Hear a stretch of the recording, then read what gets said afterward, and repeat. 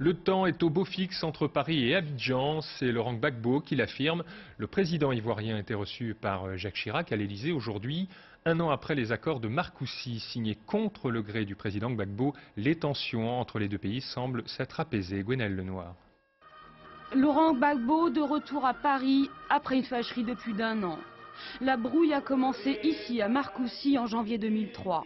Sous couvert de réconciliation nationale avec les militaires entrés en rébellion en septembre 2002, le président ivoirien se fait forcer la main. La France lui impose un Premier ministre qu'il doit présenter sous les flashs. Les rebelles obtiennent en outre les ministères de l'Intérieur et de la Défense, poste clé s'il en est. Laurent Gbagbo grince des dents, ses partisans, eux, s'enflamment. À Abidjan, ils s'en prennent au drapeau tricolore. Les ressortissants français quittent le pays. Les 4000 soldats français de la force d'interposition Licorne, eux, restent sur la ligne de front entre les loyalistes et les rebelles. Ceux-ci tiennent tout le nord du pays.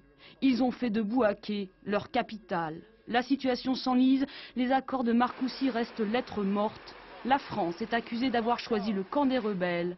Laurent Gbagbo laisse grandir le sentiment de haine anti-français. Notre confrère Jean Hélène en fera les frais, tué le 22 octobre dernier par un policier à Abidjan. Aujourd'hui, la tension retombe. Les ministres issus de la rébellion siègent à nouveau au gouvernement. Et Paris souhaite se désengager, au moins militairement. Attend avec impatience le déploiement de casques bleus, pour l'instant toujours bloqués par les États-Unis.